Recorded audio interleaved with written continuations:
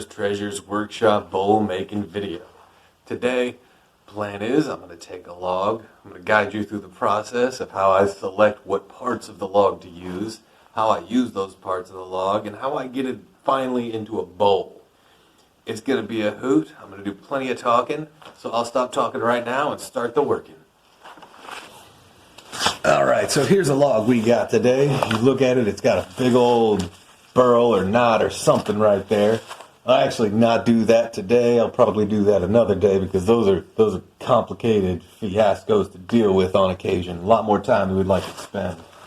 But we look at this was just a nice long round right off the tree. Cut it into pieces, sealed it up a little bit with some spray paint. Didn't do a particularly good job. You can see, well, maybe you can see, there's some checking through there. Just some splits from where it's drying at uneven rates. I got to get rid of those for the most part. And end up cutting that off and then cutting about as much as I think as I can make into a bowl. Once I've done that, I'll reassess the situations. I'll probably end up hitting it with the hatchet or the splitting wedge just to get these pieces off, make it flatter on the top because that's easier to work with. And we'll see where we stand once I've finished up with that. All right. Here is our round. It still has that bit of a goofy shape. It also has a weird lump right there. I don't know what that's about. That's going to end up having to get turned off. I'm not going to try cutting that. That'd just be weird. That might be from that knot thing. But when it fell off, it actually peeled most of this here bark, which is good. Don't want to work with too much bark. Actually, gonna end up shaving some of this bark off here in a minute. I'll end up using, you know what, I'll use the spoke shave. Why? I don't know.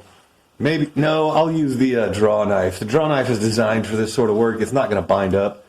I'll peel this off. Yeah, let's see if it won't peel off with my fingers. Alright, that won't peel off with my fingers. I'll end up pulling that off with just a hatchet. Take a swing or two at it. I'll use the sharp hatchet. Got two hatchets. I've got the splitting hatchet and the woodworking hatchet. The woodworking hatchet's much nicer than the splitting hatchet. So when you start hitting your hatchet on the head with a hammer, you're likely to deform your head. And when you deform your head, you deform how it mates with the handle surface. And if you change that shape too much, you're going to end up throwing your handle head across the room one of these days. And that's just not good for anyone involved.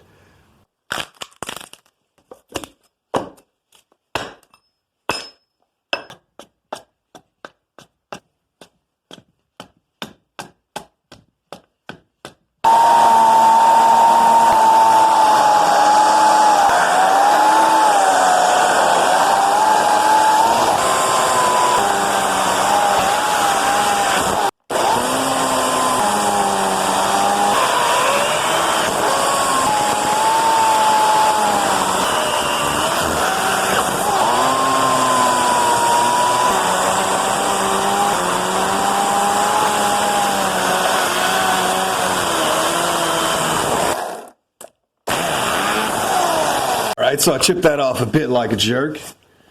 But you know what? She'll turn out fine. You look at her, she's good and deep, probably a bit too deep. If you look at it, you can see the pith there.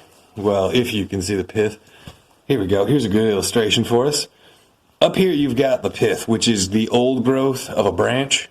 Now, what it is that the individual rings, they're going to expand and contract with moisture content very, very differently from one another, especially up here near the center where the rings themselves are very small. So what we need to do is just remove some of those rings by cutting it off. So I won't cut it off now.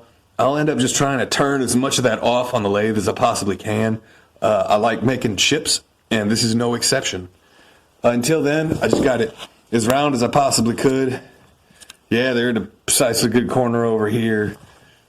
And besides that, it looks all right. The rounder it is now, the rounder it is on the lathe, the rounder it is on the lathe, the less chips I have to turn, which kind of sucks, but the faster I can turn it because the better its weight distribution is going to be. If it has a good weight distribution, it isn't going to wobble the lathe all over the place as I spin it. If it's got a bad distribution, it's going to wobble the lathe. If it wobbles the lathe, I have to go slower. Don't like going slow, I like going fast. Turner's territory, it's fast or nothing. On our live end here, we've got a spur center with a little spring in that. It springs in, springy and shit. On the tailstock side, we just have a live center. It spins, it's got a point on it, it goes into the wood. Let's rig this up. Now I'm doing this entirely backwards, mostly for your sake, so forgive me if I stumble around a bit. But I've got that flat spot I hit with the draw knife. That's going to go across my spur center. My big end's going to go across my live center. Now what that's about is I plan on turning some of this off anyway. So I'm going to build a tenon on there, one of the outside styles. And what being it outside, I'm going to have to turn it off anyway. But let's make sure that my tailstock is locked. Tailstock is locked. Now that that's locked, let's put our center in there. Let's see where that's going to stab. Okay, let's adjust this just a touch, because I got a bad feeling. See, and that's what we're looking for. We got to balance it. It's showing me its low spot. It looks a bit low on both the tail and the head, so I'm going to pull that back, move it up on the headstock. I'm going to pull it back again, move it on the tailstock this time. Just because I'm trying to save as much wood as possible, which really isn't super necessary, but waste not, want not. This is an ugly piece of wood as far as its shape goes, but let's see where it goes. That's spinning pretty nice. I'm just going to tighten this down good and far. You can hear it cracking a bit. That shouldn't be a problem. Now that's tied down. I'm going to tighten the tailstock. Tailstock's tight, so it shouldn't wiggle anywhere. I expect it will. You'll probably see me fiddling with that, especially with the really, really shallow teeth on that spur center. Those do like to slide eventually, especially with how heavy these blanks are when they're wet. I'm going to step off to the side. I'm going to turn it off. I'm going to make sure it's not too wobbly. If it's not too wobbly, I'm going to start turning it.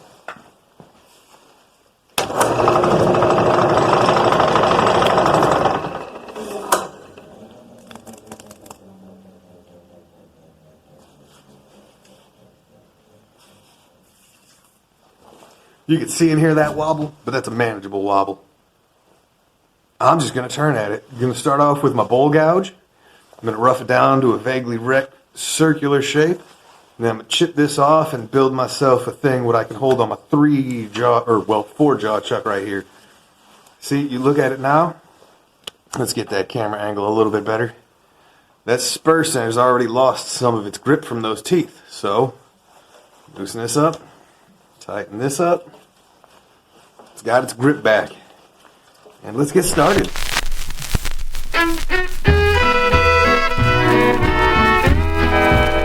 I'm a gambling fool. I'm a gambling fool. I'll play you any game that you can think of.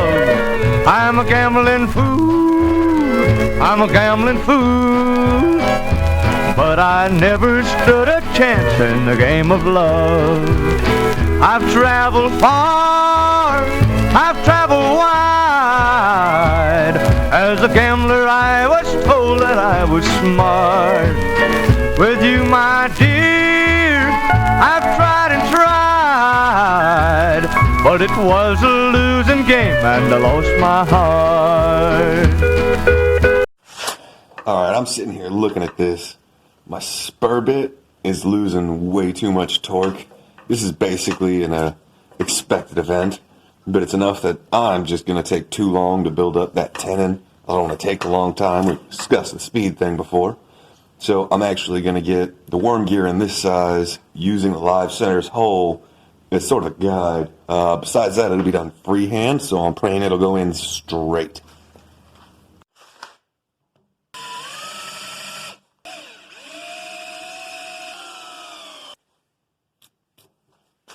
This walnut has dulled every last drill bit I own, which is a shame, but I survived. Looks like I got it in there straight enough. Just going to apply the bit, stick it on there, and keep turning. Get it a little bit rounded out. At this point, I'm actually going to start working on the bottom of the bowl over here. One of my main objectives, first of all, is just to remove all of this because it doesn't behoove a beautiful bowl. to have a bunch of this, well, I don't know what this is called, but I'm going to call it underbark. So once I've gotten rid of that underbark, I'll start shaping it out. I'll get a rough shape for the outside and build the anti-tenon on the bottom.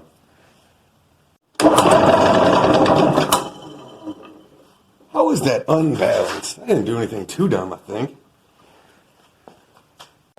Resharpen the chisel. It's still a bit off balance, but I'm just going to work with it. It shouldn't be too long to actually just get this rounded out the way it should be, especially what now since I sharpened my chisel, which is a constant battle with this walnut trash. Here we go.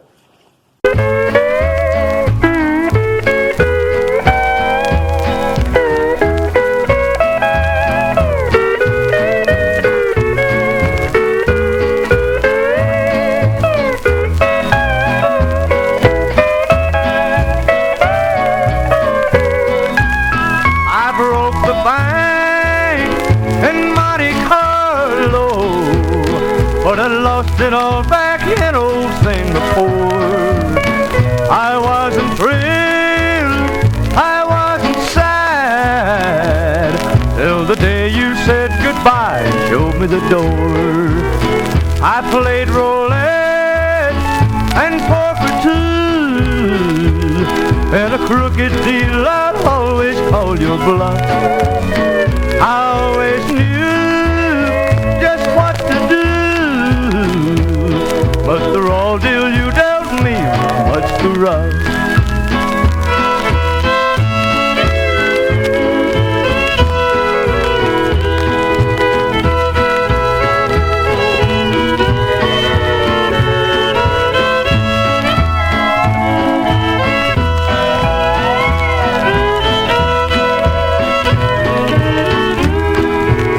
I'm a gambling fool, I'm a gambling fool. I'm hard as nails, but deep inside I'm crying. I'm a gambling fool that still loves you, and to win your love I never will stop trying.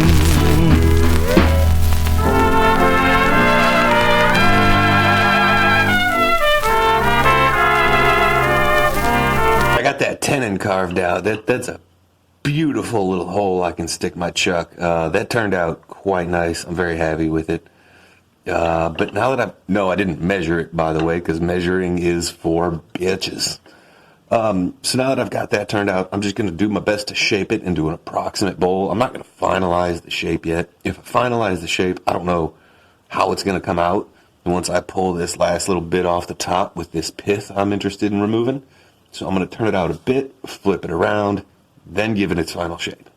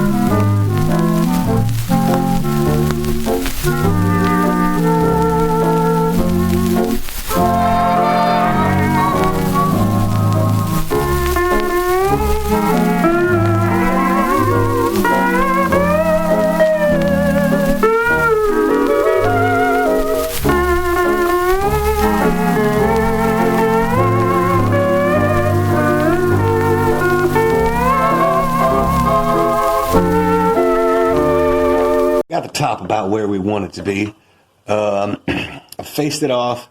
I've still left some rough edges because I do intend to pull more out of this center. But the lighter I get it, the faster I can spin it without wobbling. The faster I can spin it without wobbling, the faster I can get that crap out of there. So that crap will get that shit thing care up. Now, got my Forstner bit out. I built myself a little cavity for it. That hole I made in the center that was for the spur bit will cause this to vibrate too much. So I'm going to mark this off up here on the top or the side, wherever I need to figure out my correct depth. Check or get that hammered into the tailstock, and then I'll just run it through, get the bulk of that material removed. bulk of that material. The bulk of that material is probably not the best way of putting it because I'm still only pulling a small fraction of it out. But what I am pulling out is just that center bit, because the inside runs so much faster than the outside. That's some trigonometric functions right there. Ask your high school trig teacher to explain that to you, or get me drunk and hand me a whiteboard one of these days and we'll go over it. But it makes it a lot more difficult to turn compared to the outside. Well, it's actually a lot easier to turn, but because it's so much easier, it creates a differential that is, it's difficult to handle. We'll put it like that. So this just makes the whole thing easier because I don't have to hit that stationary part in the center.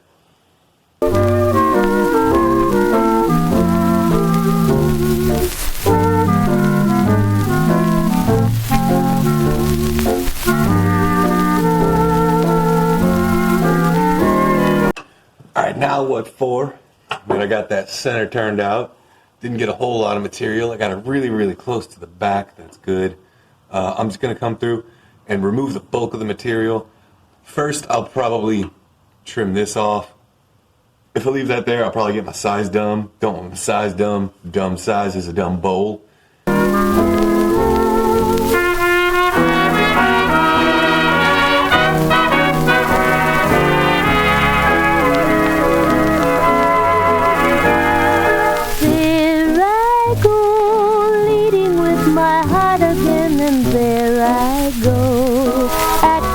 So smart again, but though it's been wild, I can't describe my love. Though I know too much love makes her goodbye, yet there I go, led astray by my desire. There's no golden rule to guide a fool in love. I tell my heart, be careful, or you'll find that you'll dream alone. Alright, here is our basic bowl blanket. It has an approximately even thickness all around it. It's very, very wet. You turn from green because green is a hell of a lot easier to actually get that material removed. You'll see when I go for my finishing cuts, they'll be much, much narrower than those big old honking angry bits I had in there. I'll also end up using a scraper a lot. But right now we have the problem of this wood being way too wet. You can see it here. The outside is a lot darker than the inside. The inside is a lot darker than the outside. Now I'm going to pull this off the chuck here and let you see. You can see how nice and bright and shiny that is right there. And then that's nice and dark. It's not just the shadows from terrible lighting. That's moisture. We're going to get that moisture removed as fast as humanly possible. And here it is, folks. The pinnacle of human wood drying success.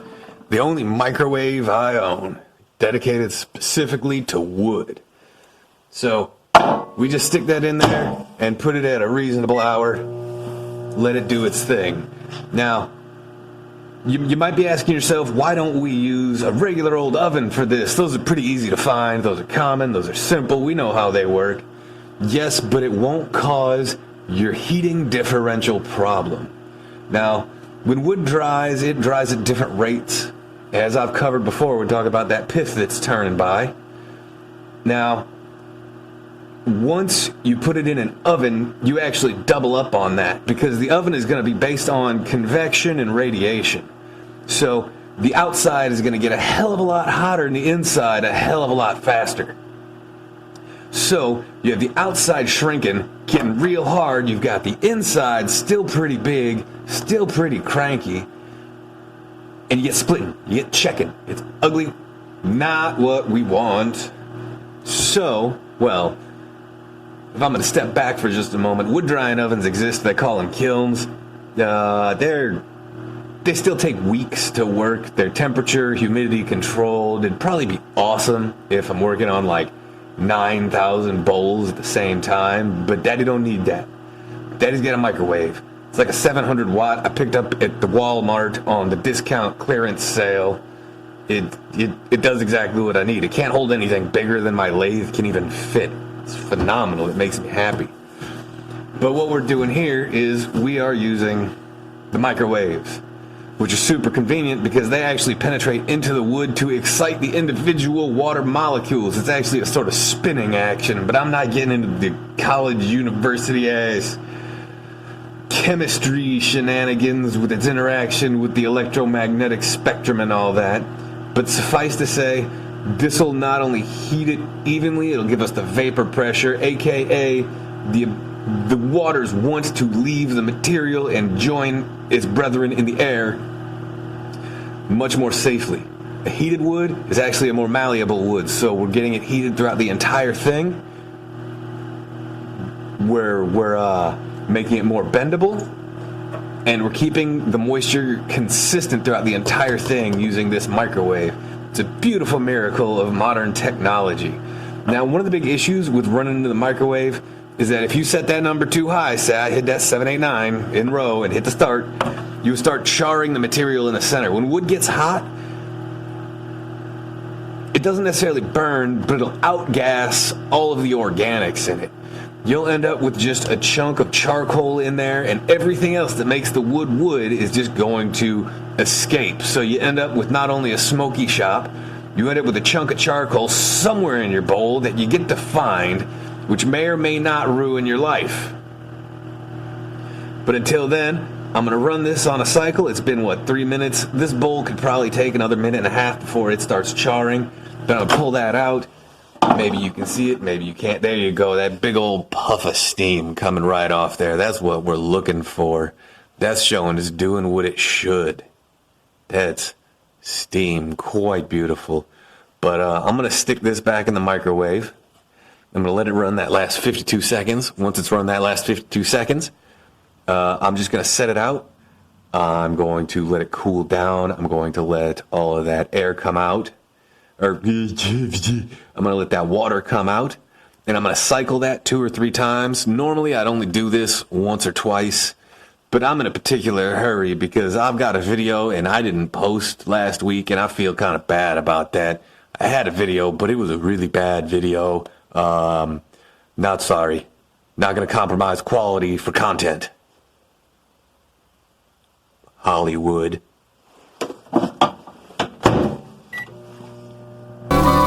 I'm wise, it's true. What good does it do? My heart has a... All right, and here we are again. I put this through the microwave for one more drying cycle, and I let it equalize in the house for a bit. Then I measured my moisture. It's pretty easy. Measure the moisture with this.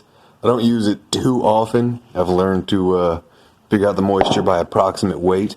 This one right here is at about 11%. If I poke it with it, that's staying down there. This is about 11% if I leave it. If I poke it with the thing, 11 should be fine. 10 is a little bit better. This will make it a bit soft while I'm finishing it. But at this point, we have a blank. I've inspected it. There's no checking. It actually hasn't even warped. So this should be a quick, easy little turn to the final dimensions. I'm going to hit it up with the bowl gouge to get it to the final dimensions. I'm going to give it the shape I like best. Then I'm going to come through with a couple of scrapers, and those scrapers are going to not only give it a better finish, but those are going to come through and shape it just a little bit. I'll end up using a square shaper that was originally a pointed scraper that I put a little bit of a round on so that I don't catch on it on the outside. On the inside, I'm going to end up using a bowl scraper, which is, well, you'll see it here in a minute.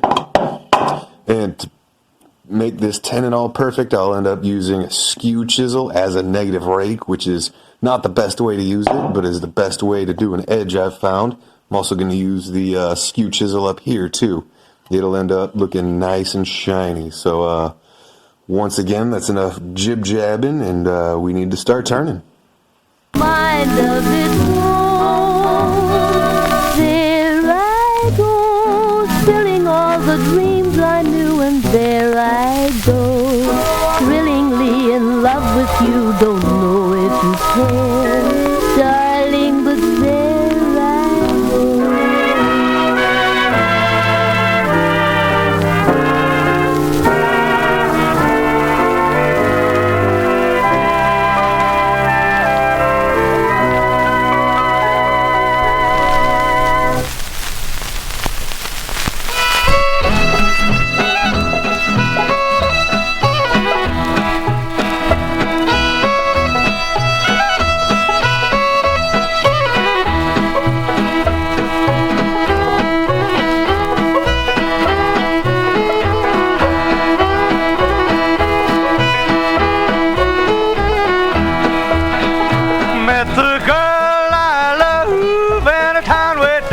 Dixie, neath the stars above. She was the sweetest girl I ever did see.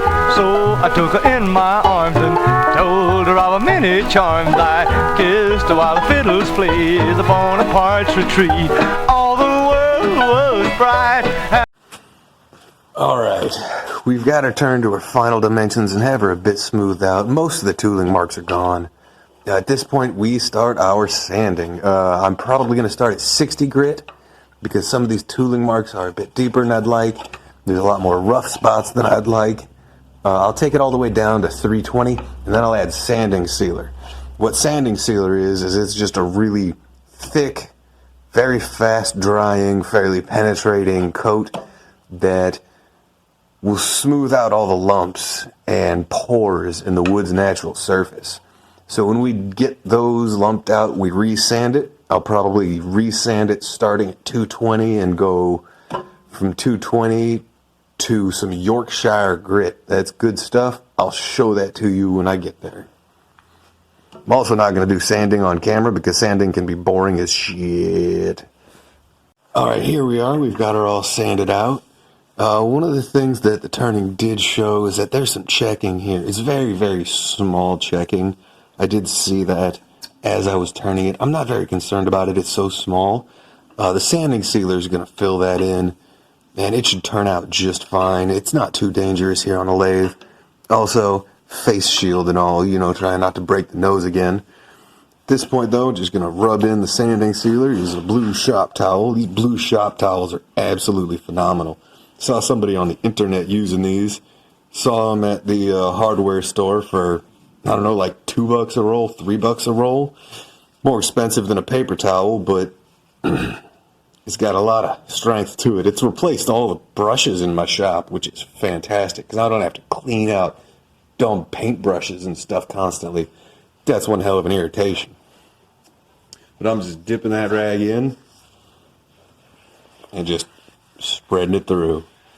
Trying to get a good thick coat on there. Yeah, this is, the dead of winter pretty much, late December, well, mid to late December. So it's nice and cold out here. It is below freezing. My shop's a little bit warmer than freezing right now. So it's not too terrible. It'll still end up drying, but it is going to take a while.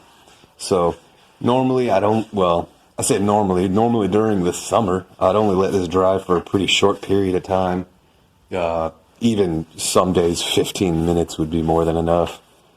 But seeing as how it's winter, I'm just going to leave it out here for, 2-3 hours.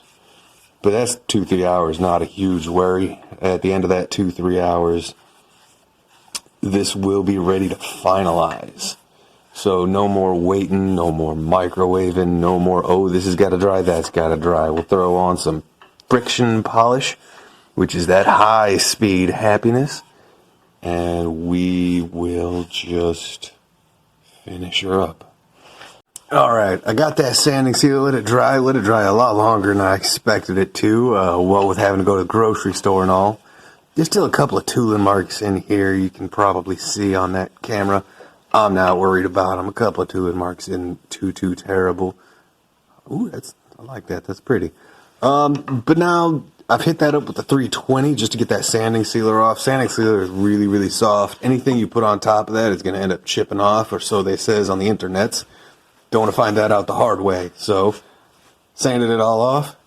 Now I'm going to come through and I'm going to shine it up with this Yorkshire grit stuff. I bought it off the internet, believe it or not. Directions are pretty simple. Just rub it on and turn the lathe on. When the lathe's on, run it over it for a minute. I looked into the stuff.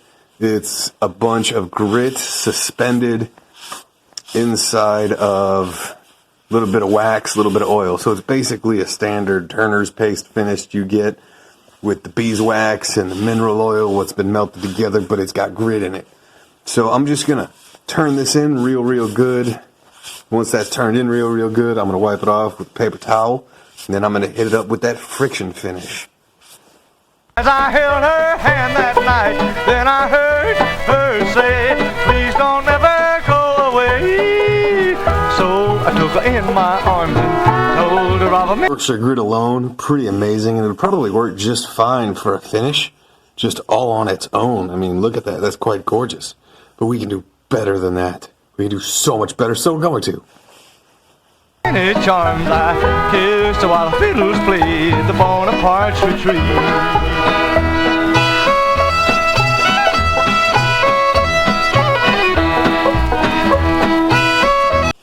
Alright, she's all sanded out, turned down, and gritted up. Now it's time to get that final finish on her. Got me a bottle of this here. It's called OB Shine Juice. Some guy back in Louisiana put this stuff together. It's actually called a friction finish. This stuff was supposedly perfected in like 1750, and then people stopped using it by like 1800 because people are dumb, far as I can tell. But the stuff's amazing. It's 1 part shellac, 1 part denatured alcohol, and 1 part boiled linseed oil. The boiled linseed oil part always kills me because all these old dudes are like, oh, don't try boiling your own linseed oil. That's a terrible plan. You know how hard it is to find unboiled linseed oil these days? This is like 2019. It's not easy to find. You got to special order that shit off the internet or have a really, really good woodworking store around you, neither of which I have in my garage. Well, I guess internet, but I digress. Stuff's good. Gotta shake it up. It separates. I don't know if it's supposed to, but it definitely does here in my workshop. The stuff works on heat, the friction via the heat.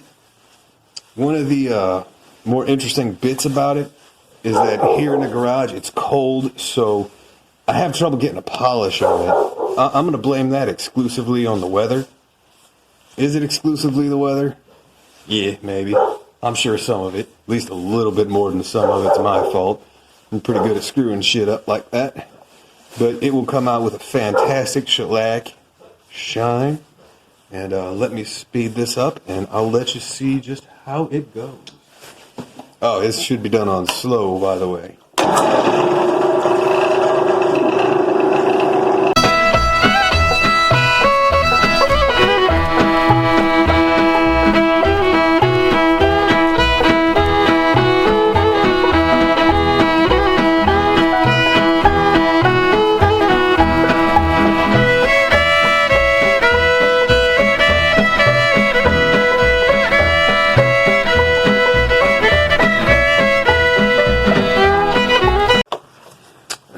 There it is, folks, another beautiful bowl ready to be loved by somebody.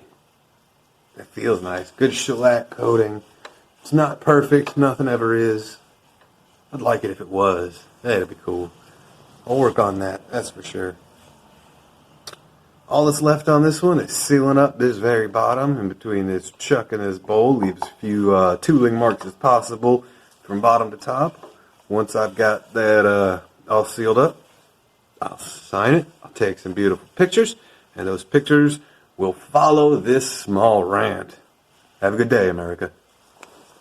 All the world was bright as I held her hand that night. Then I heard her say, please don't ever go away.